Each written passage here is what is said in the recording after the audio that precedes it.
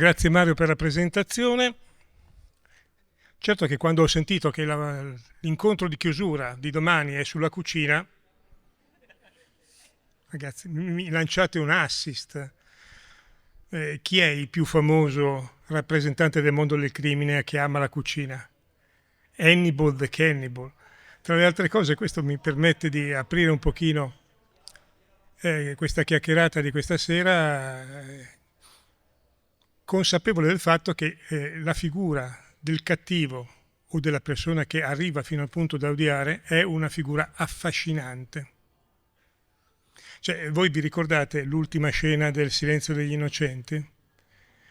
C'è Anthony Hopkins che telefona a Jodie Foster, Clarice Starling, per complimentarsi del fatto che abbia ottenuto il diploma di agente dell'FBI, per rassicurarla che il mondo è più bello se tu ci sei, Clarice, quindi non vengo a cercarti. E da ultimo dice: scusa, devo andare, ho un vecchio amico per cena. Allora, signori, non è una bella cosa, ho un bel amico per cena. Il quesito, tema fondamentale di questa serata non è assolutamente facile, anche perché innanzitutto dobbiamo discriminare che cosa sia la rabbia dall'odio, perché questo è fondamentale. La rabbia è una emozione, qualcosa che scatta improvvisamente in risposta a uno stimolo esterno, non c'è bisogno di grandi pensieri, di grandi ragionamenti. Qualcuno vi taglia la strada mentre siete state o vi ruba il parcheggio e lì vi viene un moto di rabbia, non state a ragionarci. Quando la rabbia passa attraverso il filtro della ragione può diventare odio. E questo ci dice e ci dà il primo antidoto. Non ci sono antidoti precisi, specifici. Il primo antidoto generale è quello ovviamente di riuscire a trattenere questo passaggio dalla rabbia all'odio. Io ho una storia particolare. Adesso ultimamente mi dedico più che altro ad alcuni casi peritali, alla scrittura, ma io nasco come medico ospedaliero, come medico psichiatra, e la prima occasione di lavoro che ho, proprio casuale, prima ancora che mi laurei, mi cercano e io, 25enne, con nessuna esperienza, anziché andare sulle ambulanze della Croce Rossa o a sostituire i medici di base che si facevano le vacanze, io il primo lavoro è stato direttore sanitario di un carcere di massima sicurezza. E quindi mi sono trovato di fronte alle persone che alcune erano il prototipo dell'odio. Ricorderò sempre il primo evento un po' così clinico che mi è capitato di vivere. Mi chiamano una notte d'inverno, io lavoravo al carcere di Busto Arsizio, Varese, quindi mi chiamano, notte d'inverno, una nebbia come non si vede più, e naturalmente io cerco di capire che cosa sia successo. E non me lo dicono, mi dicono di venire, che c'è bisogno con urgenza. Ecco, io arrivo e immaginate con i fari, cioè emergeva questa costruzione, questo carcere moderno, un po' fatto a cassa, un po' fatto con gli stessi crismi con cui erano stati costruiti negli anni '80 molte carceri.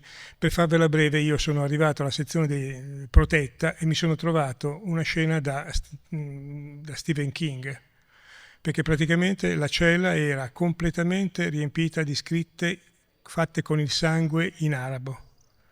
Cioè praticamente era capitato che uno dei detenuti era uno dei palestinesi che dirottarono l'Achille Lauro, gettando poi un certo Klinghoffer, cittadino americano in sedia a rotelle, lo buttarono a mare, annegandolo, e questo ragazzo che aveva poco più di 18 anni si era ubriacato, cosa che ovviamente altamente proibita dalla religione coranica, e con questa cosa si era tagliato le braccia, aveva intinto con le dita il sangue, nelle braccia il sangue, e aveva riempito di scritte. Ecco, lì c'è stato il mio primo battesimo del fuoco, e devo dire che erano tempi in cui il mio inconscio poteva permettersi di ridurre tutto al numero di punti di sutura che avrei dovuto dare a questa persona. Adesso vi confesso, in inizio di chiacchierata serale, che sono un pochino in difficoltà a gestire l'odio e la cattiveria che incontro nelle attività peritali. Mi è capitato anche di rinunciare a un incarico, ad esempio, adesso non ricordo bene se fosse Brescia, ma un uomo che ha ucciso la compagna, come al solito ha cercato di occultarne il corpo, lo ha fatto in modi assolutamente disumani e a me avevano affidato l'incarico, io sono arrivato e sulla soglia della casa circondariale e lì ho deciso che non avrei fatto quella perizia. Perché questo significa mantenersi un antidoto di umanità indispensabile. Cioè se davanti agli orrori non si ha un attimo di turbamento, si tratta tutto come... Poi voi sapete, io ho seguito anche casi abbastanza famosi, quasi tutti per le procure e i giudici, non per le parti, le difese. Il primo caso che ho seguito è stato quello di Anna Maria Franzoni a Cogne, che è il caso mediatico che potrebbe paragonarsi a quello che sta succedendo oggi con l'omicidio di Garlasco, che risale a 18 anni fa. L'unica grandissima differenza, che però è sostanziale, tra il caso di Cogne e quello di Garlasco è cosa è cambiato in 18 anni? I social. Per cui ai tempi, quando l'avvocato Taormina decise che la sua assistita Anna Maria Franzoni subiva troppi attacchi mediatici, decise di contrattaccare con la stessa arma. E se ricordate, chi è un po' meno giovane di altri, ricorderete che il palcoscenico cercato e ottenuto fu quello del Maurizio Costanzo Show. Ora naturalmente sarebbe una lotta senza pari che vedete costantemente. Ecco, io di ricette su cosa sia successo a Garlasco non ne ho da darvi, perché non se ne sa assolutamente nulla, si sanno soltanto ipotesi, illazioni. Quello che vi posso dire è che solitamente in reati come questi c'è sempre una deriva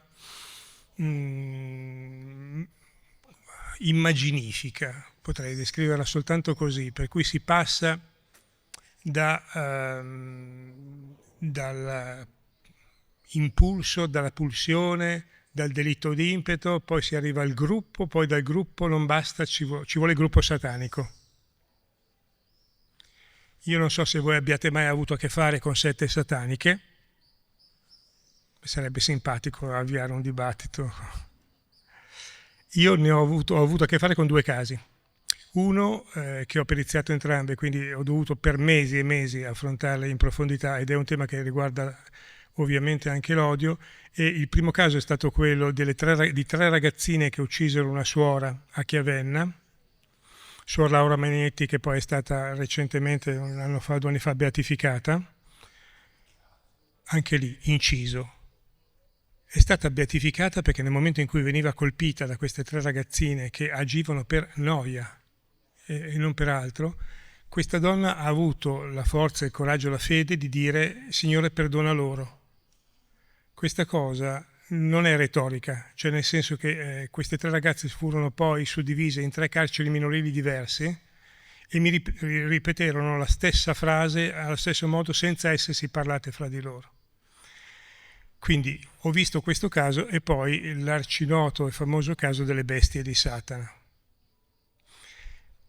Caso che mette ancora oggi mi mette in difficoltà, a parte che ho visto che è stato intervistato su le reti nazionali uno dei protagonisti delle bestie di Satana. Mi mette in difficoltà perché lì io mi approcciai con un pochino di timore, sette, movimenti, esoterismo, per poi trovare un branco di cialtroni tragicomici, ovviamente più tragici che comici, ma che volevano convincermi, ad esempio, che i 2 ragazzini non erano stati uccisi, ma avevano chiesto di essere ammazzati per poter risorgere come demoni più forti dei demoni con cui loro interloquivano. E quando mi chiese anche, ma se vuole le faccio i nomi di questi demoni, prima che io rispondessi, lasciamo perdere che è anche il caso, questo è partito con una serie di nomi di fantasia talmente fuori luogo che vi assicuro non sapevo se andarmene o registrare semplicemente le cose dette. I crimini dell'odio di cui parleremo stasera, stiamo già parlando, sono crimini. Io peraltro, che cosa fare dei crimini dell'odio? La ricetta è nella quarta di copertina di questo libro, che dice: il rigetto dell'altro poggia sul rifiuto di sé. Il cattivo, il mostro, ce l'abbiamo dentro, cosa intollerabile. Meglio proiettarlo lontano, viverlo nello straniero, nel diverso, perché odiamo le nostre fragilità, vorremmo essere più forti, più determinati, più certi dei nostri obiettivi, e invece ci scopriamo deboli, in balia di un futuro che non sappiamo come affrontare e governare. Così esportiamo il male in un nemico innocente. Questo l'ho scritto un anno prima che partissero le guerre, la guerra, le vicende della striscia di Gaza e la guerra tra Israele e Iran. Ma stavo ripensando che sono state scritte come riflessioni per i singoli casi, ma vanno perfettamente bene. C'è questo male esportato, per cui è Dio che ci ha detto di fare alcune cose, qualunque sia il nome che prende la divinità. Stavo pensando di farvi anche uno scherzo. Poi ho pensato, ve lo faccio autogestire. Voi siete convinti di essere antirazzisti o razzisti? Se vi facessi alzare la mano ciascuno, non troverei naturalmente un dichiarato razzista neanche tra i razzisti. Se vi prendete la briga di andare su un sito, sul web, su internet, e cercare un sito che si chiama IAT, che significa test di associazioni implicite, lo fa la facoltà di Harvard, e praticamente vi svela le vostre dinamiche inconsce. Voi dovete fare altro che andare a cercare IAT Harvard e lo fate gratuitamente. Praticamente questo test funziona in questa maniera. Vi chiede di associare delle caratteristiche, delle qualità positive o negative a persone bianche o afroamericane. E naturalmente questo non implica grosse difficoltà intellettuali cognitive. Cioè, se vi chiedono bello o brutto, non vi schierate con bello bianco, brutto nero. Quello che vi frega però, e vi invito a farlo, perché questo vale però per qualunque tipo di credo importante, quello che vi frega è i millisecondi di attesa che registrate nello schiacciare il tasto del computer. Per cui chi, anche il meno apparentemente razzista, fa questo test e poi si accorge che impiega una frazione di decimo di secondo in più ad associare bello nero africano. Questo è un qualcosa che si verifica se anche sono gli stessi afroamericani a compiere questo test. Lo si è visto semplicemente chiedendo a degli studenti che volevano iscriversi a delle università di riempire la casella, di fargli trovare il modulo con una casella che parlava di etnia, e ad altri, un altro gruppo di controllo, una stessa modulistica senza la casella di appartenenza all'etnia. Ecco, l'afroamericano che si definiva afroamericano aveva dei risultati inferiori ai test, che se non eliminando semplicemente questa cosa. A me questo tema delle euristiche, dei bias piace molto. Sapete cosa sono le euristiche e i bias? Non tutti. Allora, noi siamo esseri che hanno bisogno, il nostro cervello ha bisogno di decidere con grande velocità, e siamo processati da un numero di elementi, di informazioni troppo alto per decodificarlo volta per volta. Qui l'esempio più semplice che si può fare è quello di quando avete preso la patente, quando avete fatto l'esame della patente. Vi ricordate come è andato l'esame della patente? Prima cosa? La prima cosa?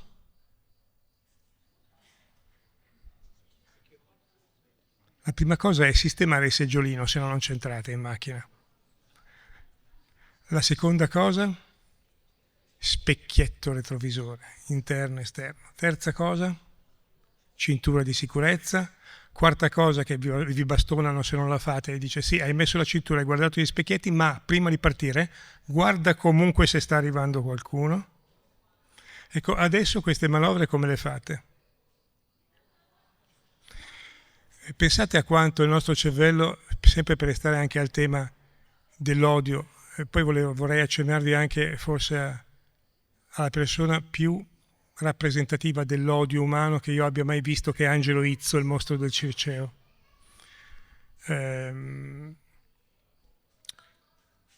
Quante volte vi capita, uscendo dall'ufficio con una certa idea in testa, preoccupazione o magari anche qualcosa di positivo, ma che vi riempie i pensieri, quante volte vi è capitato di salire in macchina a partire e dopo qualche chilometro dire dove sono? Come sono arrivato fin qui? Frequentemente a tutti è capitato una volta di perdere cognizione dello spazio-tempo per pochi secondi. Una volta ogni tanto capita anche di essersi persi 10 incroci e avere bisogno di qualche minuto di riflessione per capire dove siamo. E pensate in un modo automatico quante cose fate che prima non facevate. Perché vi racconto questa cosa delle euristiche? Le euristiche sono le trappole, le scorciatoie mentali che noi utilizziamo, per cui andiamo in automatico. Ora voi tutti siete perfettamente esperti nel riconoscere se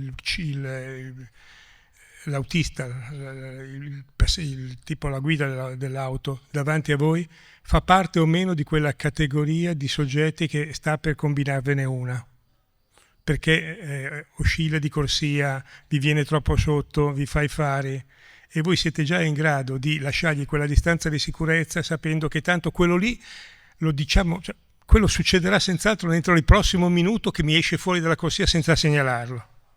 Ecco, questo perché ha un riflesso sul mondo crime? Perché è impossibile non tener conto dei pregiudizi. I bias sono le trappole cognitive in cui noi, utilizzando questi meccanismi mentali che ci permettono di prendere decisioni rapidissime, in realtà però cadiamo in trappole. Le trappole mentali si chiamano bias. Una delle trappole, attenzione, la fregatura è che tutte queste trappole sono inconsce, quindi non abbiamo consapevolezza. Le euristiche, ad esempio, sono tre: una della responsabilità, una della rappresentatività e poi c'è l'euristica dell'ancoraggio.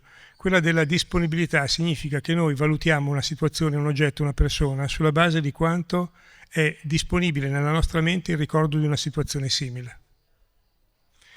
La rappresentatività è quando invece quello che incontriamo, la realtà che incontriamo, è rappresentativa di un cliché. Se io vi dico è più casuale, lanciando 5 monete, avere testa, croce, croce, testa, testa o 5 volte testa? La rappresentazione della casualità è naturalmente non 5 volte testa o 5 volte croce, che ha esattamente la stessa probabilità che escano spaiate le monete su un numero così basso di estrazioni. Però noi siamo condizionati inconsciamente da queste trappole. La trappola per eccellenza che ha a che fare col mondo crime è quella del bias, della trappola, si chiama bias verificazionista. E ricordatevi sempre il fatto che è inconscio, cioè praticamente noi davanti a un delitto, davanti a un crimine, davanti a qualunque situazione problematica, ci facciamo una prima idea sulla base delle euristiche di quanto è rappresentativo, di quanto è, dopodiché creiamo nella nostra mente un quadro interpretativo, e quando cominciamo poi a indagare, attenzione, io qui signor Questore, ma la stessa cosa vale perfettamente per il medico, perché l'indagine è quella, l'indagine scientifica non è soltanto certamente quella di polizia. Io non mi rendo conto, ma sto dedicando più tempo a scartare le ipotesi che non collimano con la mia costruzione che non. Io credo che a voi tutti sia stato poi suggerito che le migliori decisioni possibili avvengono quando vengono prese e condivise da un gruppo. Ditemi di sì. La miglior scelta possibile davanti a un problema è quello che scaturisce da una discussione aperta e democratica sul tema in oggetto che porta a una conclusione. Balle. È la peggiore decisione possibile. E torno a dire sempre per i principi inconsapevoli, perché consapevolmente tutti avete l'esperienza di aver partecipato a un incontro, a un gruppo e avere pensato che cretinate sto sentendo. Però se apro la bocca viene fuori il pieno. Quindi meglio che io taccia. Questo è un meccanismo consapevole. In realtà c'è questo meccanismo invece quando avviene inconsapevolmente di credere che si chiama group thinking, pensiero di gruppo, per cui diventa più importante la coesione del gruppo che non prendere una decisione corretta. Questa cosa, diciamo che io l'ho anche vissuta in una situazione che sono convinto molti di voi invidieranno, non tutti invidieranno l'andare sulla scena del crimine, perché vi assicuro che non è una bella cosa. Poi io collaborando spesso, più spesso con polizia e carabinieri che non, con le procure che non con le parti, mi è capitato di arrivare sulle scene e solitamente il consulente delle parti, la scena del crimine la vede dopo secoli, perché la prima cosa che voi avete se capita un omicidio è rendersi conto se la persona innanzitutto è morta. Dopodiché se si tratta di un omicidio, dopodiché bisogna fare i rilievi, chiamare l'ambulanza, i RIS, la scientifica, eccetera, eccetera. Ipotizzare che ci sia una ipotesi di un crimine, di un delitto, e solo allora si cerca un potenziale responsabile o sospetto, si indaga un sospetto, a questo punto il sospettato, l'indagato, meglio ancora, ha il diritto ad avere un avvocato. E l'avvocato a questo punto può chiamare il suo esperto, che quindi arriva molto tempo dopo. Ho perso il filo. Chi mi aiuta? I bias. Ecco, quella cosa che mi invidierete senz'altro, non la scena del crimine. Anche perché vi assicuro l'unica cosa che fortunatamente ci viene risparmiata nelle serie televisive di una scena del crimine è il questore non vale. Cos'è la cosa che ci viene o vi viene risparmiata di una scena del crimine che invece nella realtà accade? Il profumo, che rappresenta qualcosa che poi va a stimolare una delle emozioni più primitive che ci siano e quindi è difficile da sopportare. No, quello che ho fatto, che mi è capitato di fare, sono stato nominato consulente dalla Congregazione della Causa dei Santi in Vaticano. Cioè praticamente mi è toccato di dire se quello che era avvenuto a una madre badessa di un convento di una nazione molto lontana, che era stata aggredita e stava per essere uccisa, proprio in quell'istante aveva dedicato una preghiera a una beata e non era stata poi uccisa, se l'era scampata, e quindi erano arrivati in Vaticano due postulanti, che erano due soggetti dedicati a sostenere i motivi per cui beatificare o santificare. È un segno divino. No, perché tanto non stavo dicendo niente, anzi. E per riuscire a fare questa esperienza, naturalmente abbiamo sentito i postulatori, abbiamo sentito tutto ciò che era avvenuto, abbiamo concluso che non era un miracolo. Devo dire che eravamo tutti assolutamente dispiaciuti, perché la storia era tale e le figure erano talmente belle che ci è dispiaciuto dire succede che un'arma si inceppi, soprattutto se metti dentro i proiettili di un calibro diverso. Per cui però sono sceso nei sotterranei del Vaticano. Questo per dirvi che a un certo punto, girando, ho cominciato a trovare i primi faldoni. I sotterranei del Vaticano sono nella piazza antistante quella di San Pietro, quella dove di solito viene eretto il presepe di Natale. Praticamente c'è una porticina in questo secondo grande complesso che apre proprio su una serie di scaffali e sono 60 chilometri di scaffali. E difatti ero in compagnia perché non ho avuto neanche il tempo di pensare, ci penso adesso, mi fossi perduto lì, uscire da lì sarebbe stato... Ma ve ne ho parlato sul discorso dei bias e del pensiero di gruppo, che poi c'entra in qualunque tipo di indagine, perché è stata poi la Chiesa, la Congregazione a Causa dei Santi, che è stata costituita nel Cinquecento, a inventarsi la figura dell'avvocato del diavolo. L'avvocato del diavolo, per voi chi è l'avvocato del diavolo? Cioè avete due salti generazionali. Cioè, il primo avvocato del diavolo è Perry Mason. Era Monbord, le serie televisive strepitose. Io ho fatto la mia infanzia con Perry Mason, nel quale inquadrato, a parte la sigla con questa tromba fenomenale, ma con lui che a un certo punto guardava nel fascicolo, aveva l'aria che non aveva capito niente. Poi tirava sulla testa con un sorriso e ha detto ho capito tutto. E lì partiva la puntata. Se no l'avvocato del diavolo è quello con Keanu Reeves, Al Pacino, con un monologo eccezionale interpretato doppiato da il più bravo doppiatore che abbiamo in Italia, che non è Luca Ward. Amendola padre o figlio? Il padre c'è più. Allora, il miglior doppiatore a mio avviso attualmente operante è Giancarlo Giannini, che è la voce poi di Al Pacino, piuttosto che eccetera eccetera.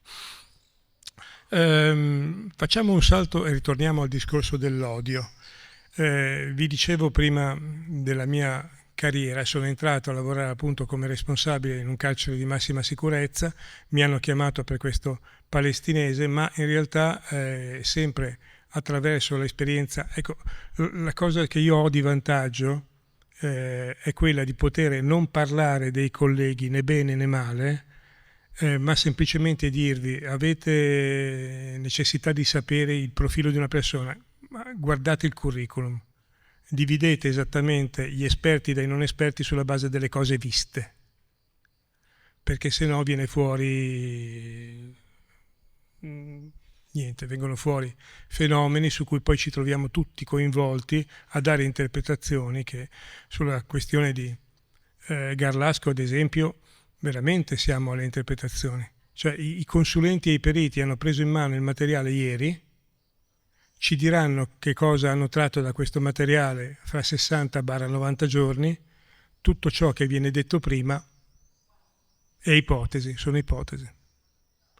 Ma questo sembra che si sia un po' amplificato, forse perché appunto abbiamo questo disagio interiore provocato da una serie di circostanze, non ultima anche l'epidemia di Covid, che ci lascia, ci smuove dentro qualcosa di assolutamente primordiale. Non ci piace, cioè a noi tutti è capitato di perdere la pazienza una volta nella vita e di essersi un pochino spaventati della reazione avuta. E questo perché questa parte oscura di noi ce l'abbiamo dentro e tutto sommato la cosa più efficace per gestire questa rabbia, questo odio che ci portiamo appresso è quello di proiettarlo all'esterno e attribuirlo a figure che sono diverse. Per cui a questo punto noi siamo pacifici, guardiamo tutto ciò che succede, se vi sarete resi conto, al di là del fatto che tutte le trasmissioni parlano dello stesso fatto, tutti i TG mettono al posto d'onore lo stesso fatto e non so voi quanto riuscite a distinguere più la serie televisiva dalla realtà seriale. Io faccio fatica perché il tipo di narrazione, il linguaggio utilizzato è esattamente lo stesso. Ci stiamo trasformando tutti in i quesiti della Siusi, per chi legge la settimana enigmistica. Cioè a un certo punto trova l'investigazione, la settimana enigmistica. Siamo diventati tutti esperti di DNA. È vero che il DNA lo puoi trovare anche tempi antichi. Ad esempio hanno trovato a Trento, mi pare, il DNA dell'aggressore della mummia di Ötzli. quel corpo di quel pastore ritrovato completamente congelato e perfettamente conservato. Ecco, quest'uomo è stato ucciso poi da una freccia e da una infezione legata a una freccia scagliata da lontano, ma ha avuto prima anche un corpo a corpo. Nel corpo a corpo si è ferito, ha presentato delle classiche ferite da difesa, che sono quelle che tu fai, che porti a casa cercando di afferrare la lama per non essere colpito, cosa evidentemente istintiva ma che non ti porta nessun guadagno. E in quelle ferite è stato trovato il DNA dell'assassino. Solo che ci sono due piccoli problemi, uno che è andato in prescrizione e l'altro che non abbiamo il match con cui confrontarlo, perché in realtà bisognerebbe trovare una banca dati di 5.000 anni fa. È diventato... io in realtà vi ho anticipato questo. Poi naturalmente io mi fermo e facciamo un po' un giro di domande perché preferirei coinvolgervi. Vi ho anticipato una mia difficoltà a fronteggiare l'odio. Ecco, vi cito prima una storia tratta dalla biografia di Stephen King e poi vi racconto del mio incontro con Angelo Izzo, il mostro del Circeo. Stephen King si rifà, a parte il fatto che spero che tutti voi apprezziate Stephen King non ritenendolo uno scrittore dell'horror, perché sennò vi uccido tutti qua. Spargo sangue, perché Stephen King è quello di Il miglio verde, Le ali della libertà, Stand by Me, che sono 3 capolavori assoluti. Chiunque di voi abbia visto Il miglio verde e non abbia pianto non è di questa terra, almeno una lacrimuccia. E idem l'incontro tra Morgan Freeman e Tim Robbins a Zicataweo, comunque alla fine, sul finire delle ali della libertà. Lui riprende un vecchio racconto di 3 capretti e un orco. E 3 capretti, praticamente la storia è questa: c'è 3 capretti che si svegliano con una gran fame e sanno che dall'altra parte del fiume c'è un pascolo ricchissimo, ma per arrivare al pascolo ricchissimo devono attraversare un ponticello sotto il quale c'è un orco. Allora il primo capretto si fa coraggio, sta passando, quando arriva a metà del ponticello sente la voce rombante dell'orco che dice: chi sta passando il mio ponticello?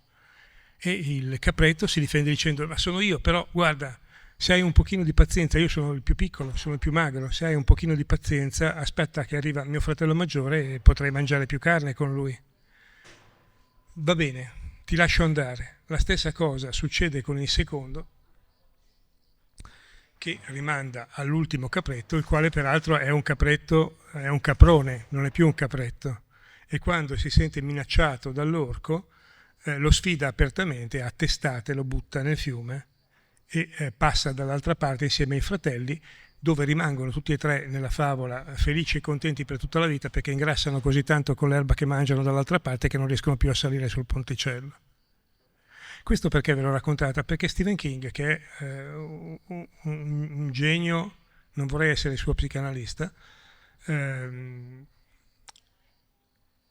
c'è un momento in cui gli si ferma la macchina,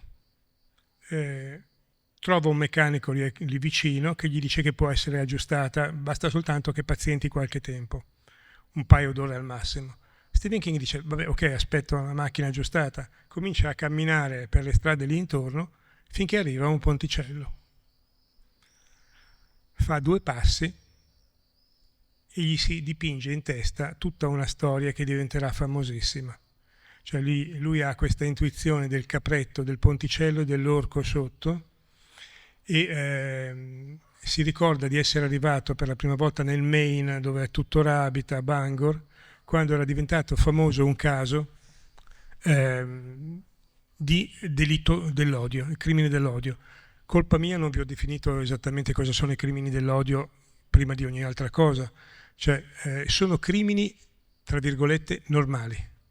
Lesioni, rapine, omicidi, tentati omicidi, soltanto che si portano dietro l'aggravante del motivo della pregiudizio.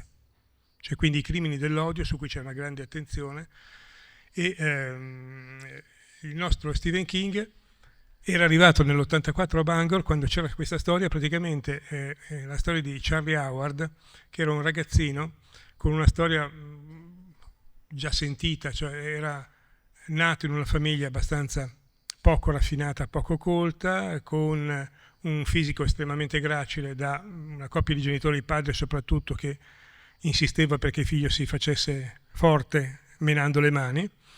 Lui assolutamente non era il tipo, era un mingherlino gracile, e poi a un certo punto della sua vita si era accorto che gli piacevano i ragazzi.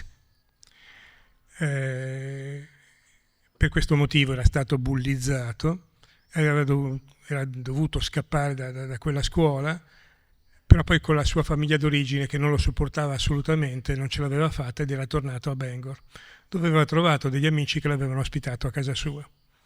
Era un ragazzino depresso, ma naturalmente poi cambiando casa, città, trovando questi amici che gli davano sostegno, si era preso un gattino come compagnia, che per lui era una cosa rivoluzionaria, avere un animale compagnia da cui accudire. Ecco, nel corso di una festa del paese, lui e un suo amico, lui con un cappello comprato alla giostre, vinto alle giostre della manifestazione del paese, se ne stavano andando chiacchierando quando una macchina con 3 ragazzi a bordo e 2 ragazze li avevano tallonati, erano scesi e hanno cominciato a rincorrerli, insultandoli, naturalmente tutti e 5 ubriachi, con le ragazzine. Stiamo parlando di ragazzi sui 16-17, anche meno, quindi se volete trovarci un paragone con quello che sta accadendo con l'età sempre più bassa dei criminali, trovatecelo. Subito Charles aveva perso il suo nebulizzatore per l'asma. Naturalmente appena i 5 erano arrivati, la prima cosa che hanno fatto è calpestarglielo sotto i piedi. E poi Charlie era in compagnia dell'altro ragazzo è riuscito a scappare e lui invece non ce l'ha fatta, anche perché non riusciva a respirare, è stato preso e scaramentato giù dal ponticello. Questa è la storia vera. Quella che Stephen King ha ripreso e ha raccontato è quella di la stessa identica storia con nomi cambiati e un ragazzino gettato nel fiumiciattolo sotto quel ponticello, dove però compare un personaggio che se lo porta via. Chi era il personaggio? Chi conosce Pennywise? Quanta poca gente. It. It è il protagonista del romanzo forse più famoso di Stephen King ed è una declinazione, andrebbe letto, so che vi chiedo molto perché sono 1200 pagine scritte a caratteri un po', vi consiglio di comprarlo sul Kindle, almeno allargate i caratteri perché sennò poi vi viene lo sconforto di portarvi dietro 1200 pagine, ma è praticamente il mostro clown. E quindi a Stephen King viene in mente perché è l'incarnazione dell'orrore. Cioè, cosa fa Stephen King con It? Lo fa cambiare di forma e di aspetto seguendo le paure dei bambini. Cioè, man mano che i bambini crescono e hanno paure diverse, il mostro dietro l'armadio, piuttosto che sotto il letto, piuttosto che It torna ogni 27 anni sulla scena del crimine e aggredisce un bimbo, un adolescente, un adulto, incarnandosi in forme diverse dell'odio.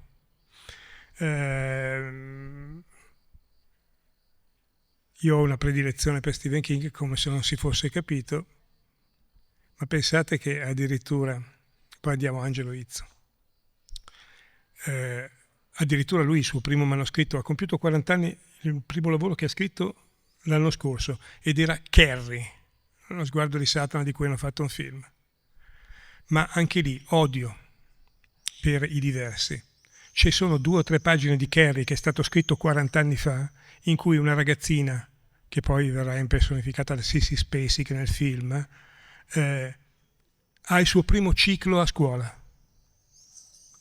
E naturalmente, siccome ha una madre che è una matta schianta totale, fanatica religiosa, delirante, che la punisce chiudendo la chiave negli stanzini, non gli ha naturalmente raccontato nulla della comparsa del primo ciclo, per cui lei con le compagne di classe sta finendo una partita, vanno a fare le doccia e lei si blocca perdendo sangue, ma non sa assolutamente perché è atterrita. E c'è questa scena per cui tutte le compagne, con un odio straordinario, cioè se volete capire che cos'è l'odio leggete questi passaggi, cominciano a lanciarle addosso gli assorbenti. E vi sto parlando di un libro di 41 anni, 42 anni fa, con una manifestazione di odio per cui poi alla fine lei diventerà dotata di poteri particolari, riuscirà a spostare oggetti, eccetera, eccetera.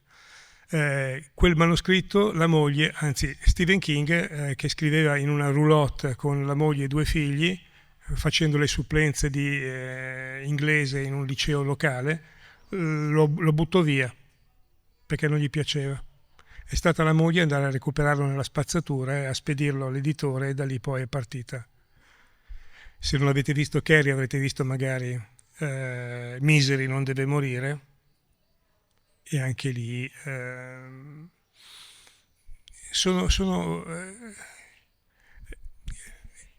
è di un'abilità sorprendente a vedere, a prendere l'odio e a permetterci di leggerlo in tutte le situazioni. Che cos'è che rappresenta secondo voi l'odio in un altro film? So che non tutti l'avrete visto, ma io adesso allargo il tiro su cose più famose. Shining. Chi non ha visto Shining? Beh, ci siamo. Dov'è l'odio in Shining?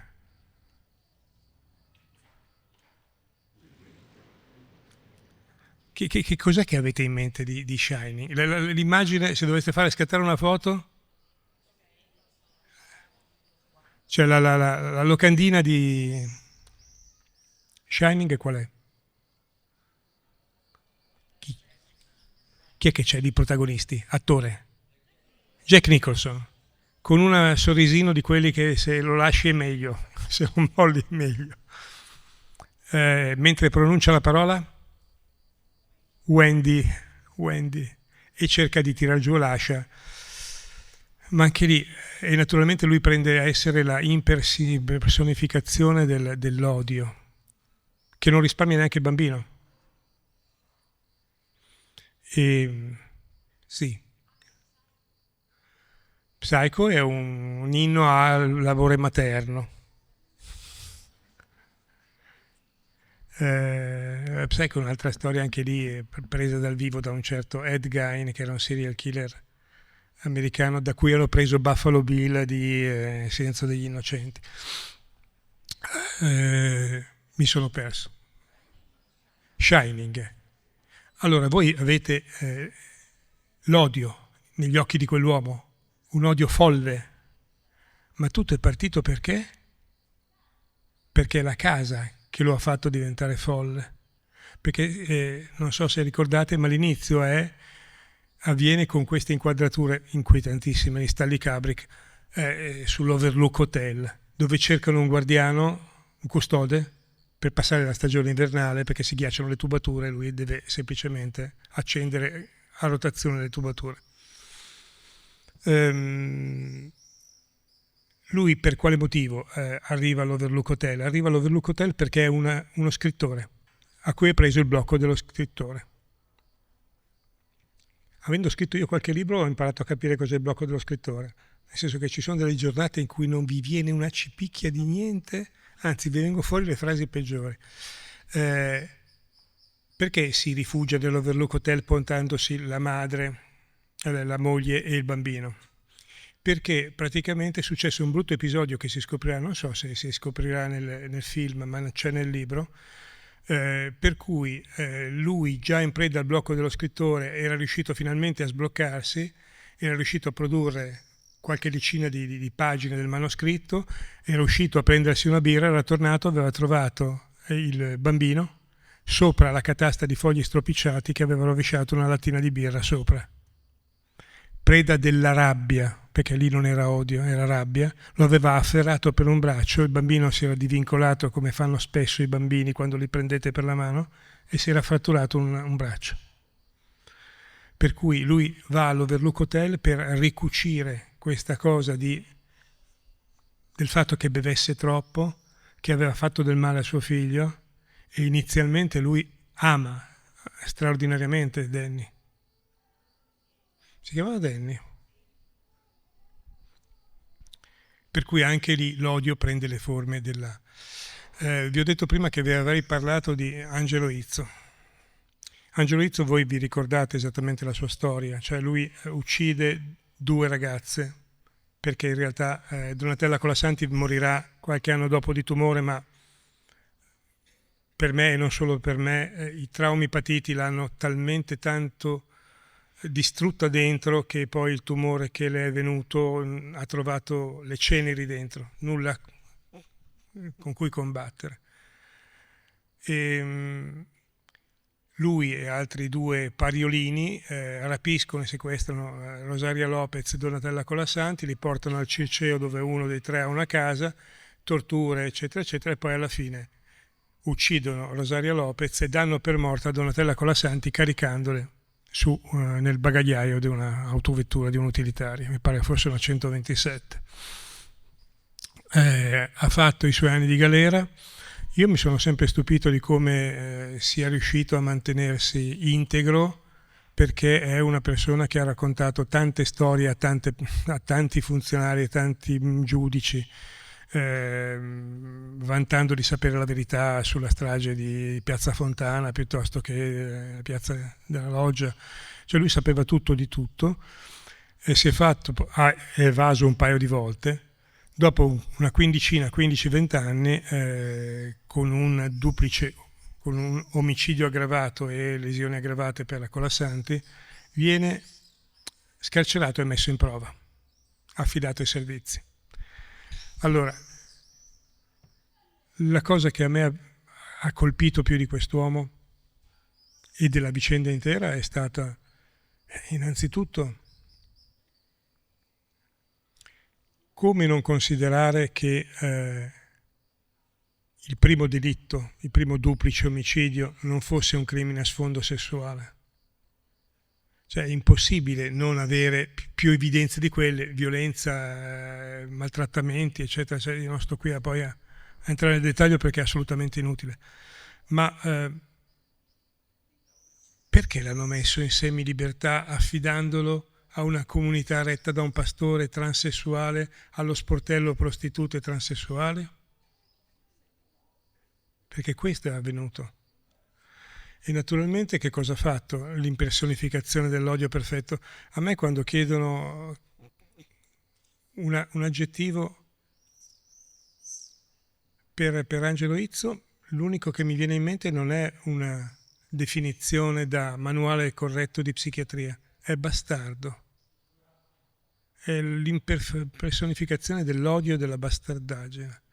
Lui in semilibertà la prima cosa che fa è trova 2 complici, rimette insieme il terzetto come c'era stato al primo delitto e prende in trappola altre 2 donne, una madre e una figlia, il cui marito e padre stava in carcere con Izzo, e prima che Izzo uscisse in semilibertà questo signore disse, anche lui dentro per omicidio peraltro, disse a Izzo: mi raccomando, quando esci bada tu a mia moglie e mia figlia e occupatene tu, fai in modo che possano avere eccetera eccetera. E come vada a finire lo sapete, ma la cosa che posso anche dirvi, l'unico particolare, un po' cercherò di essere soft, con il corpo della ragazzina più giovane che aveva 16 anni, lui gioca, finché questa ragazza non smette di respirare, gioca con un laccio emostatico, perché è elastico. Ecco. E questo per un puro e semplice odio. Naturalmente nel secondo giudizio, io ho partecipato alla seconda perizia come consulente della procura, sono stati reiterate le condanne all'ergastolo, tolta la semilibertà, riportato l'ergastolo iniziale, aggiunti altri 2 e si spera che questa cosa sia finita qui. Un altro caso invece più recente, poi mi fermerei anche, che mi è capitato di vedere anche qui, questo ha a che fare con l'odio al 100%, perché è stato uno dei primi casi, o forse il primo caso, che è stato, il cui protagonista è stato condannato con l'aggravante dell'odio razziale. Lui si chiama Luca Traini, e non so se vi ricordate la sua storia, è quel ragazzo di 25-30 anni che dopo la morte di Martina Mastropasqua da parte di un paio di nigeriani, prese una pistola, arrivò in centro a Macerata e sparò a tutti quelli che incontrava. Per il delitto della Mastropasqua è stato condannato un certo Oseghele in via definitiva all'ergastolo, ma Traini finì in mezzo e quando io l'ho periziato mi sono trovato davanti, sembrava il gigante buono, nel senso che più di 1 metro per 140 kg, con la canottiera, dimesso, educato, e mi ha raccontato la sua storia, una storia fatta di una famiglia senza un padre presente, una famiglia con una mamma che si era ammalata di diabete dopo la seconda gravidanza, quella da cui aveva avuto Luca, con un fratello che ogni tanto quando litigavano gli diceva se mamma non fosse rimasta incinta di un secondo figlio non si sarebbe ammalata, non le sarebbe venuto il diabete, eccetera, eccetera, eccetera.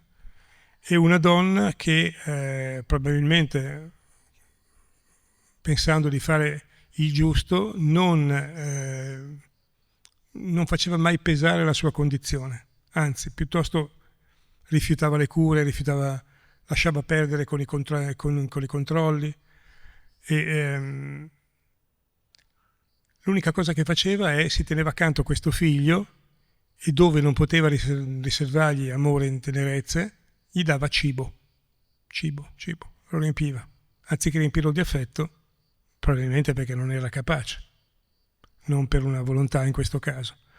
E questo ragazzino è diventato un ragazzone, ma talmente impacciato e goffo che nonostante fosse alto e grande e grosso, era diventato la vittima preferita dei bulli della scuola. Fino a un certo punto, quando qualcuno gli ha suggerito di andare in palestra. E allora lì si è risvegliato completamente. Ha cominciato a fare una cosa che dal punto di vista psicologico è anche comprensibile, cioè tanto era stato vittima del bullismo, tanto era stato indifeso, tanto adesso si era costruito una corazza muscolare per difensiva. Cioè lui per buona parte della sua esistenza ha fatto il buttafuori senza mai alzare un dito, perché evidentemente lo vedevano, come l'ho visto io. E poi c'è l'innamoramento, ma naturalmente anche nell'innamoramento non poteva non fare scelte particolari, sceglie prima una ragazza, poi un'altra, una seconda, che hanno problemi di tossicodipendenza. E lui trova queste ragazze e con la sindrome della croce rossina dice io le salverò, cosa che naturalmente con la prima non riesce e con la seconda, quando accade il fattaccio, ha ancora una storia aperta, per cui non so adesso come sia andata a finire. Lavora in una fabbrica di doratura di suppellettili che va molto bene a Macerata, però pian piano ci sono, e qui l'ho trovata con curiosità rileggendo la storia, ci fu un problema di dazi, per cui esportavano probabilmente queste statuette dorate con la Cina, se ben ricordo, e vi parlo di 4-5 anni fa, prima che ci fossero poi i problemi di oggi. La fabbrica aveva dovuto ridimensionarsi, era scesa di personale fino a che era rimasto soltanto lui, perché il padrone si fidava esclusivamente di Luca Traini. Alla fine però erano rimasti senza lavoro, avevano dovuto chiudere, lui si era riciclato in 1000 cose, faceva il garzone, faceva il panettiere, faceva l'idraulico, l'elettricista, l'autista. Però a un certo punto comincia a chiudersi in sé e proprio nel momento in cui si chiude in sé, probabilmente vittima di un episodio depressivo, ecco che compare su tutti i giornali la notizia di questa ragazzina uccisa, trucidata, fatta a pezzi, sistemata in 2 trolley, buttata lì. I responsabili vengono identificati in un paio di spacciatori nigeriani Ed è a questo punto però che i mass media entrano pesantemente con un personaggio di cui non vi dirò il nome, il quale dice: certo, che cosa vi aspettavate? Tutti sanno che i nigeriani mangiano i cadaveri. E già questa non fosse, mette in giro la voce che al corpo della ragazza ritrovata mancasse il cuore. E allora riprende questa tirata. Che cosa vi stupite, opinione pubblica?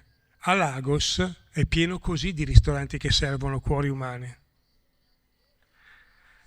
Purtroppo, anche per quello che mi è toccato poi sperimentare, cosa succede? Che questa notizia intercetta esattamente Luca Traini in quel momento di particolare fragilità in cui sente questa notizia, che il corpo di una ragazza bianca, minorenne, oltre ad essere stato violato, è stato fatto a pezzi, tutte le caratteristiche del vilipendio che potete immaginare, e comincia a ragionare dicendo: basta, qui è ora di finirla con questi spacciatori.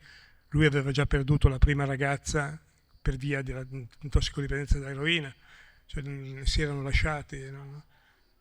E a questo punto si ricorda di avere in casa una pistola, perché con la ragazza più recente aveva fantasticato di andare a vivere insieme, di comprarsi una casetta, ma avevano pochi soldi, quindi la casetta sarebbe stata in periferia dove c'era a giro per ogni tanto qualche brutto ceffo, per cui è meglio comprare regolarmente una pistola da tenere in casa.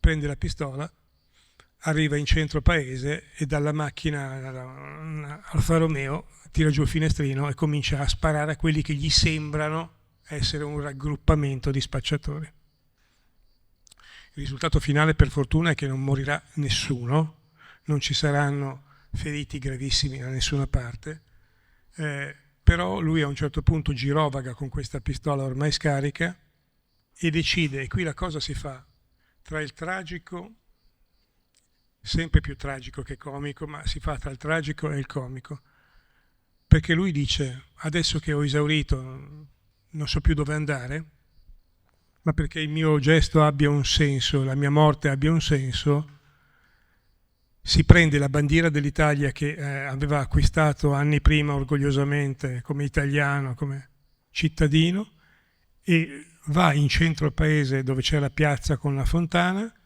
immaginando di aprire le braccia, mostrare il petto e la bandiera italiana e finire i suoi giorni trapassato da migliaia di proiettili sparati dalle forze dell'ordine. In realtà, quando arriva, è disarmato, allarga le braccia, per cui perché sparare? Difatti gli dicono: vieni con noi, e se lo portano via. Lui in carcere cambia completamente, anche perché è quello che lo fa cambiare. L'innesco, ve l'ho detto qual è stata questa notizia di mass media su i nigeriani mangiano il cuore dei bambini. A me a quell'epoca veniva da rispondere: sì, i comunisti appunto mangiano i bambini, anche loro, anche mondo siamo, cioè tra comunisti nigeriani. Con questo non voglio negare assolutamente che la mafia nigeriana sia tra le più spaventose, le più pericolose organizzazioni criminali in Italia, ma in quel contesto non c'entrava assolutamente nulla. Arrivato in carcere, gli fanno vedere una foto della vittima che lui ha attinto con un colpo di pistola più giovane, e in quella foto vede che è stata colpita al fianco ed era la più grave, mi pare avesse preso la milza, e in quella foto non ci vede altro che una ragazzina spaventata e dolorante, per cui gli precipita tutta questa immagine di vendicatore solitario, e la successiva volta che andò a trovarlo per fare la consulenza e la perizia, qualche mese dopo, se ne uscirà senza neanche rendersene conto. Lui che aveva ricevuto lettere dall'America, dal Ku Klux Klan, che si complimentavano per il gesto che aveva fatto, lui se ne esce dicendo: mi trovo bene qui in carcere a Macerata, o forse era Perugia perché l'avevano spostato, mi trovo bene. Sa, ho un compagno di stanza senegalese, è un bravo Cristo.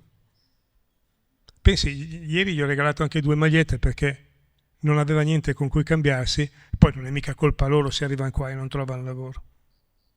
Ecco, questa è stata la parabola di quello che probabilmente si può fare con l'odio. Quello di, innanzitutto, ci sono cose che vanno oltre, ma non so se definire le cose che vanno oltre le nostre capacità, perché l'unico modo per disinnescare l'odio è quello di impegnarsi personalmente.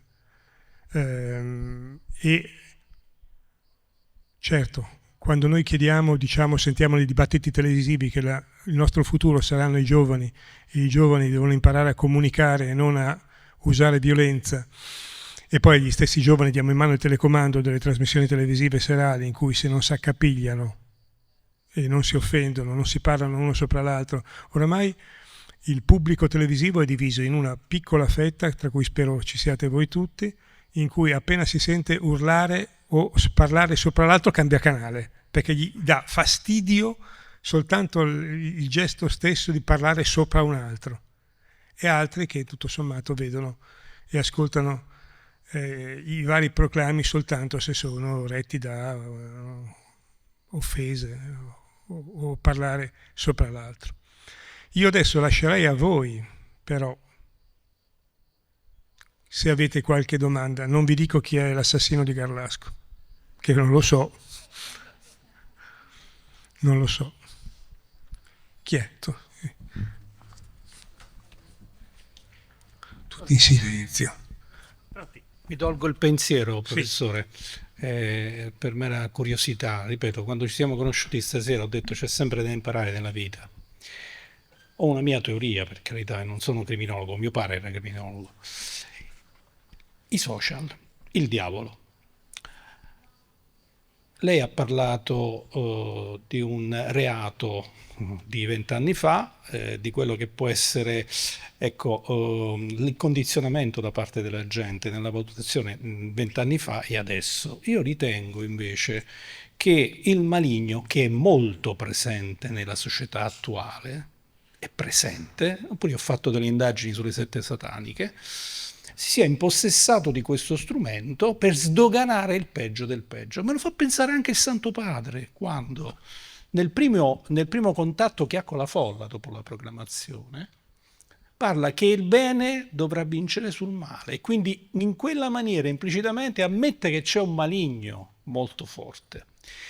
E molti di quei delitti forse risolti o che non trovano un movente rispondono a questa logica. Lei ha parlato di Izzo.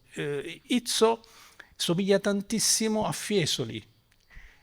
Parliamo del Forteto, che è uno dei più grandi scandali, secondo me, esistenti nella realtà. Cioè noi abbiamo affidato dei minori a una persona che aveva precedenti specifici nei confronti appunto dei minori e sono stati affidati dai tribunali. E Fiesoli agiva in funzione del maligno.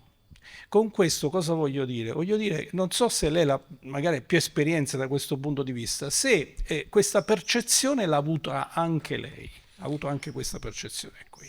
Grazie. Allora, diciamo che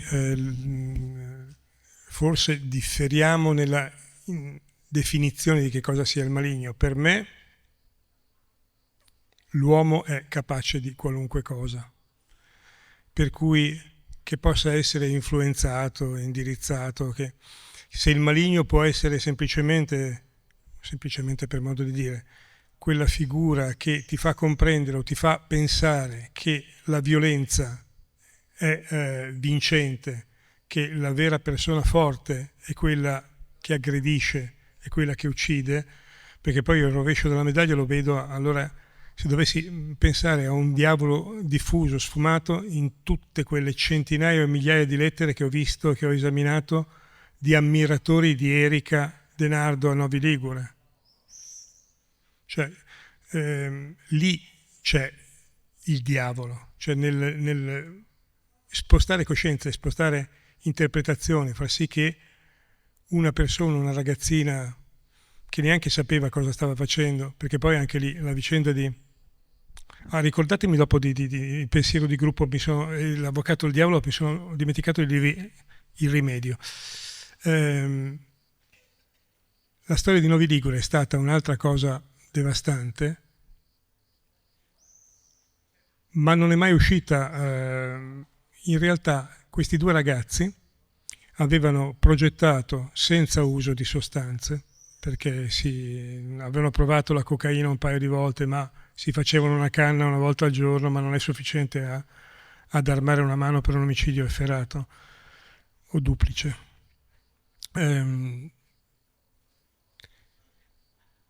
I due si erano incontrati pochi mesi prima del delitto, avrebbero dovuto, si erano fatti questa idea, ci sposiamo, anzi no, uccidiamo mamma e papà. Poi prendiamo la nonna che venga a vivere con noi, e quando poi raggiungiamo i 18 anni, perché avevano una 17 Omar e 16 Erika, poi quando arriviamo a 18 anni ci sposiamo e adottiamo il fratellino. Poi era successo ovviamente che il fratellino, per una casualità, doveva restare fuori da casa quella sera a giocare con degli amici, era tornato in casa, il padre invece era uscito per andare a farsi una partita a calcetto, e quando poi avevano inseguito, colpito in maniera incredibile queste due, madre e figlio, non avevano più le energie e la forza ma nella loro testa si rappresentavano il delitto come un videogioco, qualcosa come Call of Duty, per chi ci ha mai giocato. C'è qualche cosa in cui il sangue è virtuale, tutto è magico. E mi ricordo io lì che ero consulente dell'accusa, i periti del giudice si fermarono anche lì dicendo oltre, e forse lì sta il diavolo, si fermarono lì perché non era possibile arrivare a definire oltre, a capire oltre. Fortunatamente poi per noi psichiatri forensi, la domanda che ci viene posta non è sociologica, i sociologi fanno un altro mestiere, lo fanno benissimo, è quello di capire se le persone al momento di un fatto sono capaci di intendere e volere. E lì ci fermiamo ed è già difficile. Sul pensiero di gruppo prima, vi ho tediato con i sotterranei del Vaticano e la Congregazione della Causa dei Santi. C'è un modo per evitare che le riunioni di gruppo, che siano aziendali, politiche, sociali, non degenerino in una decisione univoca fatta semplicemente da quello a cui bisogna rompere le balle meno? Perché, torno a dirvi, il groupthink, come le euristiche, come i bias, sono inconsapevoli. Cosa potete fare per uscire con la vostra decisione migliore da un meeting?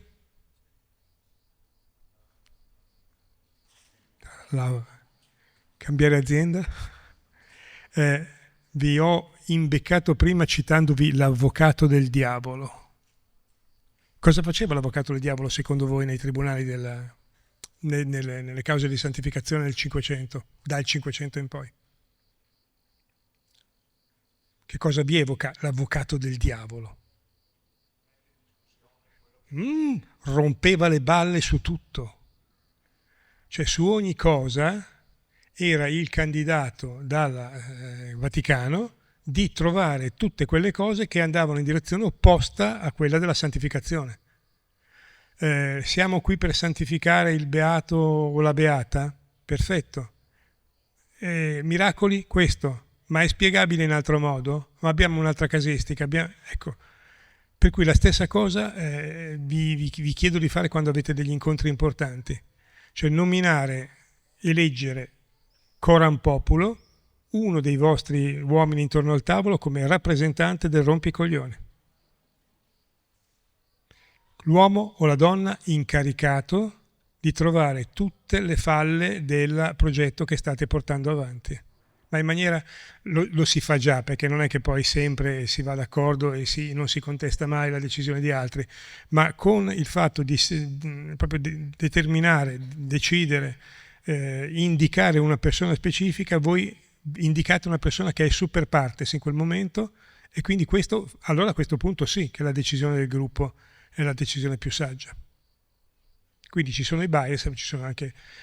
Perché vedete, ci sono altre storie, altre cose che riguardano i bias che sono molto interessanti. Quando prima vi ho citato di euristica e bias, perché qualunque indagine ne risente, a meno di fare questa cosa che si fa nelle forze dell'ordine. Perché un'altra delle cose che non esce mai è che naturalmente sentite la frase, si sono appiattiti su una pista investigativa oppure stanno lavorando a 360 gradi. Allora, sapere che a un certo punto, quando tu affronti un sospettato, ti ricorda un caso visto in precedenza, per cui tu automaticamente fai la decisione di andare a esplorare un campo e non un altro, ma sanno benissimo che se anche non se ne accorgono succede. Noi tutti siamo loss aversion, siamo contrari a ogni tipo di perdita, siamo sensibili, ipersensibili a ogni tipo di perdita. Hanno provato anche a fare un peso, una quantità corrispondente, cioè tra un'emozione, una situazione, un avvenimento positivo e uno negativo, e si è visto, adesso non entro nello specifico, si è visto come per bilanciare gli effetti di un evento negativo, notizia, promozione, malattia, ci vogliano 2 eventi positivi. Cioè per noi l'evento negativo porta via di energie e di buon umore il doppio che un evento, che la felicità che ci dà un evento positivo. Secondo voi per quale motivo?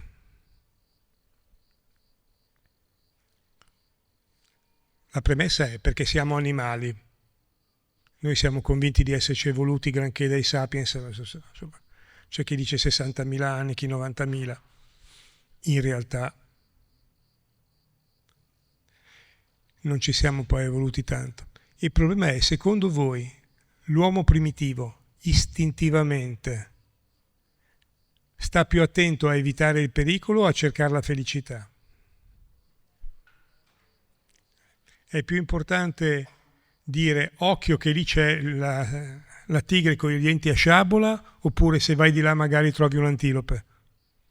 Cioè prima evita la tigre con i denti a sciabola, e per cui abbiamo ancora questi sono strepitosi i bias, perché ve ne racconto 2 poi intanto che magari pensate a qualche domanda. Uno si chiama survivorship bias, il bias dei sopravvissuti. Seconda guerra mondiale, sta in pieno anni di conflitto, 44, si forma una commissione a New York per stabilire come ovviare alle perdite dell'aeronautica americana. Queste perdite avvengono perché gli aerei vengono centrati in alcuni punti, per cui c'è questa commissione tecnica che deve decidere dove rinforzare, come prendere delle precauzioni, perché dove sistemare delle placche di rinforzo in acciaio per evitare che... E naturalmente analizzano tutti gli aerei colpiti, li portano tutti negli hangar, vedono dove sono segnati i fori di proiettile e capiscono esattamente dove sono stati colpiti, per cui decidono di porre rimedio in queste pezze di acciaio inossidabile. Finché c'è un matematico ungherese a cui tocca fuggire dalla sua patria per le persecuzioni naziste, che dice: cari colleghi, voi siete tutti cretini, ma tutti cretini. E questa è la potenza di un bias, perché magari qualcuno di voi l'avrà intuita qual è la risposta, ma non tutti. Il problema era quello che erano andati a prendere soltanto gli aerei che erano ritornati alla base. Quelli che potevano esaminare erano quelli crivellati da proiettili, ma che erano volati fino a tornare alla base. Quelli che erano stati colpiti nelle zone più pericolose erano venuti giù tutti, e quindi non aveva nessun senso. E questo è un bias. L'altro, e poi mi fermo, si chiama medical bias. Immaginate per un attimo di fare il medico, che non è una bella professione di questi tempi, e a un certo punto vi arriva un paziente in pronto soccorso con un dolore all'addome, e intanto che visitate la persona, gli chiedete un pochino per sdrammatizzare, perché ovviamente praticamente tutti i pazienti sono impauriti, mentre la visitate gli chiedete chi è, la sua storia, e questa vi racconta una storia di maltrattamenti in casa, di abusi familiari, di un padre etilista che oltre a violentare i figli poi era morto di cirrosi epatica. La madre ha tirato un sospiro di sollievo, ma le era venuto un tumore al seno di lì a pochi anni, quindi lei era rimasta da sola ad accudire al fratellino più piccolo, si aveva trovato finalmente un uomo che la desiderava, ha fatto coppia, si era sposata per scoprire che era la fotocopia del padre che la maltrattava e la picchiava. E il dolore addominale è una conseguenza di eccetera eccetera. Sapete che statisticamente in una percentuale che arriva fino al 70% dei casi i medici sottostimano la diagnosi, sbagliano la diagnosi dandone una, facendone una più leggera di quello che è. Perché? Senza rendersene conto, perché scatta questo bias, questa trappola cognitiva che praticamente si può tradurre con un francesismo: con tutte le sfighe che ha avuto sta donna, mica ci avrà pure quella di avere un tumore addominale. Per cui la cosa che mi piacerebbe dire coram populo, se riuscissi anche a farlo, è: signori, quando voi attaccate, signori media, le forze dell'ordine possono anche sbagliare come tutti, ma quando voi le attaccate dicendo che si sono concentrate su una sola pista, non hanno trascurato tutto, hanno perso tutto, il bias del verificazionismo esiste, nessuno ne è esente, tutti ci caschiamo dentro. Il problema è che chi fa indagini sa di averlo e quindi può attrezzarsi chiedendo un parere ad altri colleghi, ad esempio. E quindi è un rischio, è un problema di cui le forze dell'ordine sono perfettamente a conoscenza. Sul discorso, tornando poi a social, non lo so, perché la quantità di informazione che passa siamo noi che ci siamo trasformati. Ogni tanto mi chiedono se guardare film violenti o giocare a videogiochi violenti possa essere un precursore della violenza. Le ricerche dicono di no.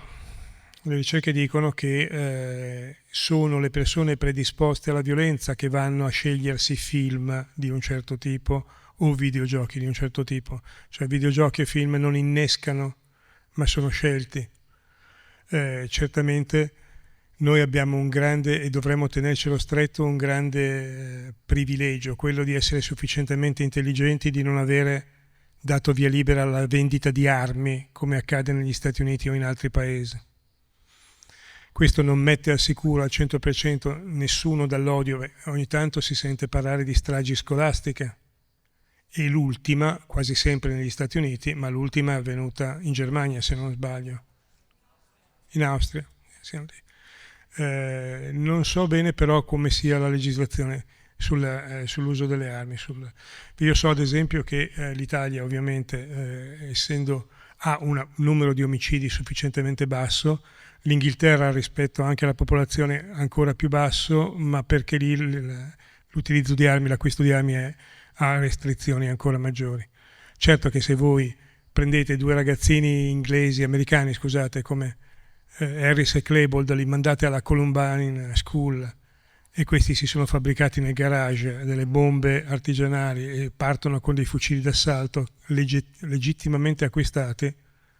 Anche quest'ultimo austriaco mi pare che avesse acquistato più armi su internet. Quindi domande?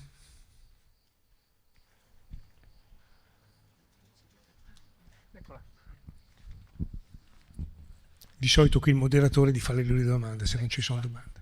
Grazie. Buonasera.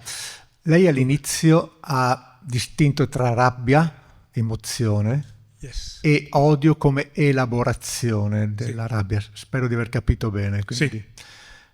Quindi c'è una casistica in definitiva che può permettere di capire come ci sia questa transizione da rabbia ad odio, o è talmente random che non è possibile? Non è assolutamente possibile. L'unica cosa che io vedrei possibile è su soggetti che hanno commesso reati violenti, prima di affidarli a delle misure alternative, poter far sì che il giudice possa chiedere una valutazione di un esperto. Però la storia è piena di casi di eclatanti questi. Voi tenete sempre presente che i casi che si raccontano sono quelli a punta dell'iceberg, ma ci sono così casi di serial killer americani che andavano al colloquio dallo psichiatra durante la semilibertà con il cadavere dell'ultima vittima nel bagagliaio. Per cui non c'è... prima la distinzione che facevo prima tra rabbia e odio. Allora, noi abbiamo nella sfera affettivo-emozionale alcune gradazioni. Abbiamo i sentimenti, le emozioni, le passioni e gli stati d'animo. Differiscono unicamente in base alla durata e alla profondità. Cioè, l'odio è qualcosa che parte dalla rabbia, ma per diventare odio deve essere elaborato cognitivamente. Cioè gli si deve dare una ragione. E capite che se, come vi ho detto all'inizio, il vero problema è quello che noi abbiamo una parte oscura di noi stessi che proiettiamo all'esterno per sentirci più rassicurati, cioè in fondo, prima che arrivassero Garlasco piuttosto che Cogni, piuttosto che altri casi, cioè in fondo il fascino dell'horror c'era già. L'horror è qualcosa che a noi serve semplicemente perché possiamo vedere e manipolare e maneggiare queste paure ancestrali, però prendere anche la distanza nel momento in cui ci spaventano troppo. Cioè chiunque legga un libro dell'orrore o guardi un film, una serie televisiva, sa che in qualunque momento se quello comanda lui il gioco. Tra i più rappresentati disturbi di personalità che commettono crimini dell'odio ci sono i disturbi antisociali e i borderline. Posso dire che i borderline, che è una figura diagnostica che viene spesso citata, la percentuale di borderline in Italia è intorno all'1,5%. In carcere arrivano al 30% circa. Quindi però cogliere l'1%, anche perché questi personaggi che sono inclini all'odio sono anche i personaggi più capaci di mentire, sono dei camaleonti sociali, per cui sono ad esempio, paradossalmente, ma fino a un certo punto, sono quelli che fregano la macchina della verità, che è talmente evidente questa cosa. Cioè tu metti a fare la macchina della verità uno psicopatico e questa te la elude, perché la macchina della verità ha una risposta emozionale. Ben inteso, la macchina della verità non è giudicata una prova in nessun tribunale americano, per cui quando la vediamo applicare qui da noi come... adesso va di moda, no, è già passato un po' di moda, però resiste ancora il linguaggio del corpo, che è su cui molti hanno fatto tanto denaro. Non è che non ci sia un linguaggio del corpo rivelatore di un rischio di un passaggio all'atto violento, piuttosto che la fregatura è che quello che viene insegnato è attenzione a quelli che incrociano le braccia sull'addome. Lei. No, prima mi è venuto in mente, poi mentre guardavo in giro ho trovata una. Per quale motivo si incrociano le braccia a protezione dell'addome? Pensate alla risposta più stupida e quella giusta, per stare comodi. Dopodiché, la seconda, perché c'hai freddo, e via così. Per cui il non verbale è importantissimo, interessantissimo, il linguaggio mimico facciale, cioè, salvo che io ho lavorato con Polizia di Stato soprattutto sui segnali, i segnali ci sono, ma devi sempre leggerli in un cluster, in un raggruppamento. Se a un certo punto, mentre io sto parlando con te, improvvisamente ti ammutolisci, fai un passo indietro, metti le braccia strette lungo l'addome, allora a questo punto io posso anche essere certo che ti ho detto qualche cosa che ti ha toccato. Non esiste l'indice di menzogna, l'indicatore delle menzogne non esiste, esiste solamente l'indicatore dell'ansia mentre stai parlando di qualche cosa di sensibile, che va bene uguale, Cioè, ma i veri profiler, io ho un'invidia per il profiler più famoso del mondo, che è un certo John Douglas. Qualcuno di voi forse avrà visto le serie televisive di Netflix che gli hanno dedicato, che si chiamavano Mindhunter. John Douglas è stato il più famoso profiler del mondo. Se n'è andato in pensione a 50 anni perché gli hanno riconosciuto il lavoro usurante, cioè stava da un serial killer all'altro, da una sala autoptica all'altra. È andato in pensione con $50.000 di pensione all'anno, che sono circa 4.000 e qualcosa dollari al mese, e lui ha accettato di dare le dimissioni. Il giorno dopo è stato assunto dalla AT&T, multinazionale delle telecomunicazioni, a $1 milione di stipendio all'anno come aiuto nella selezione dei top manager, perché come era esperto nel cogliere i segnali di tensione. Certo che se io a un certo punto comincio, mentre sto parlando con qualcuno, a allargarmi il colletto, a massaggiarmi la nuca e faccio una serie di movimenti, dall'altra parte mi aspetto che l'interlocutore dica «Ops, abbiamo toccato un tasto dolente». E difatti i profiler che passano dall'FBI alle multinazionali partecipano alle riunioni d'equipe, ai trattati negoziali, per cogliere quei segnali di problematicità. E stop. Volete diventare profiler fra un po'? No, è bello che siamo talmente oberati di serie televisive. Vi ricordate quella serie fatta che si chiamava Lie to Me?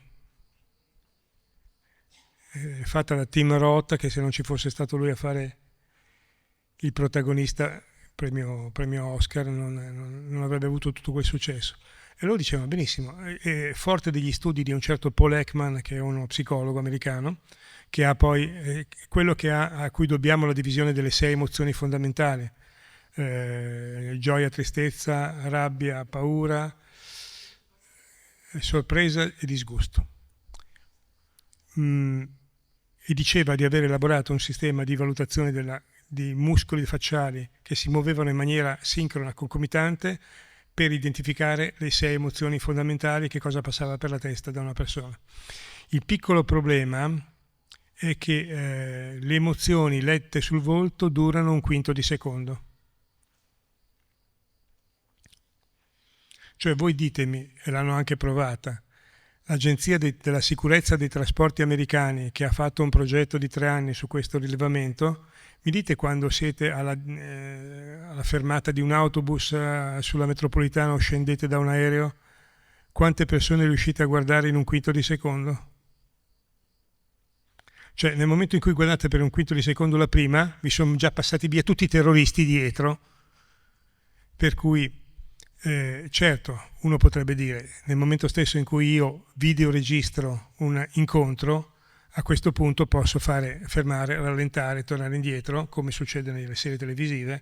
Peccato che se voi andate a fare una trattativa negoziale in qualunque azienda, con qualunque partner, e questo scopre che voi state registrando di nascosto,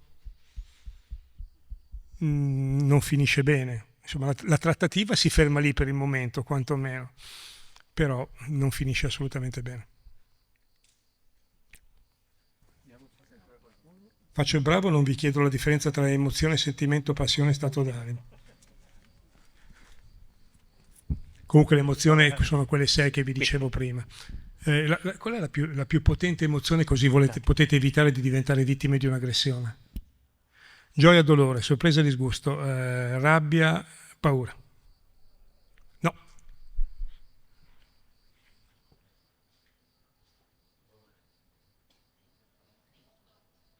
Guarda, mi spiace che abbiamo cominciato in fretta, non c'era il tempo per sfruttare il buio per proiettarvi alcune cose, ma ho di quelle immagini che quando proietto per vedere qual è l'emozione più dirompente, il disgusto, non la rabbia, non la paura, non la tristezza.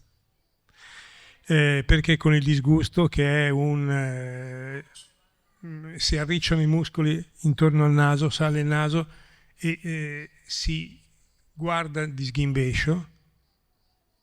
Cioè, nel mondo del calcio un esperto di emotività espressa attraverso il disgusto è Mourinho. Mourinho, quando vuole far capire a qualcuno che non lo considera, vedete, il disgusto è più violento, perché in realtà implica un non riconoscimento. Per cui tutte queste cose che vi sto raccontando, vi ho raccontato stasera, sono, una volta lette, intuitive. Tra scegliere quale sia l'emozione che più mi disturba, tra quella del mi hai fatto incazzare o per me tu non esisti proprio, è chiaro che per me tu non esisti fa molto più, è un disconoscimento, non esisti, non sei nulla, non sei niente. Per cui se io posso interloquire con una persona arrabbiata e dire vabbè, questo è il tuo pensiero, tu sei arrabbiato, io mi arrabbio alla mia maniera, ok, finisce così. Ma se l'altro mi ha detto che io non conto nulla, non valgo niente, questo è impossibile che io non cerchi di dimostrargli subito che però quella volta là io invece mi ha fatto i complimenti, e non questa volta, ma tutte le volte che mi fermo a fare tutti gli straordinari io, e che lui esce prima e che non apprezza, eccetera, eccetera, eccetera. Domanda? Buonasera. Volevo sapere come ci poniamo in questo momento storico dove siamo passati da Un giorno in pretura a Belve Crime, dove diamo voce a Bossetti facendogli parlare di DNA come se ne fosse a conoscenza e dando voce a una persona che è stata condannata, insomma, per un omicidio di quelli terribili, insomma, ecco. Credo che la televisione dovrebbe fare un passo indietro, scusi, in questo momento per queste cose qui. Trovo che sia veramente bruttissima la cosa che stiamo facendo e che stiamo vedendo in televisione, soprattutto da dei professionisti. Grazie. Allora, vediamo di darle una risposta onesta facendo io parte del giro mediatico. Ma io cerco, ad esempio, nel mio di non dare mai risposte a quello che mi viene chiesto di tipo sensazionalistico.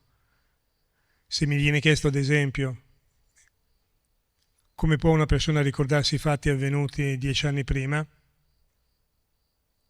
perché c'è un nuovo testimone e perché fa gioco questa nuova pista, a me non me ne frega nulla, ma dico che dopo 10 anni i testimoni non valgono nulla.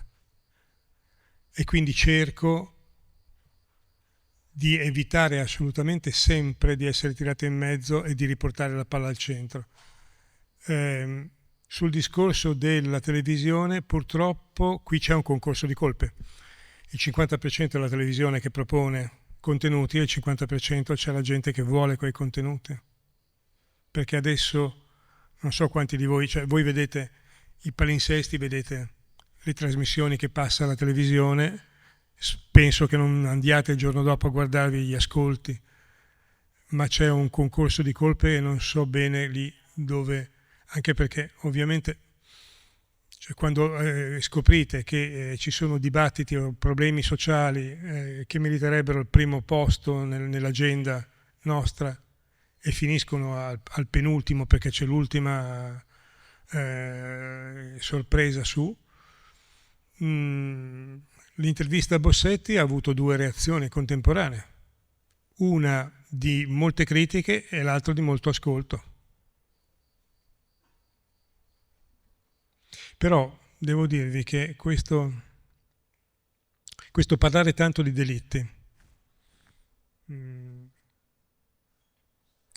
è legato proprio alla diffusione delle fonti mediatiche, dal numero di ripetizioni delle volte che a me è capitato insieme al mio amico Lucarelli di scrivere una storia della nera dal dopoguerra in avanti.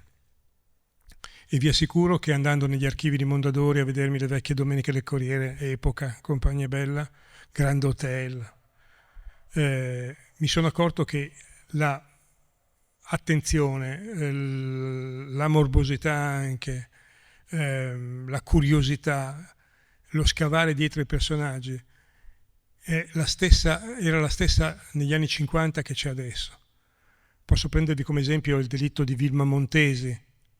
Vilma Montesi, morta negli anni 50, era una ragazza sui 25 anni che soffriva di un eczema ai piedi.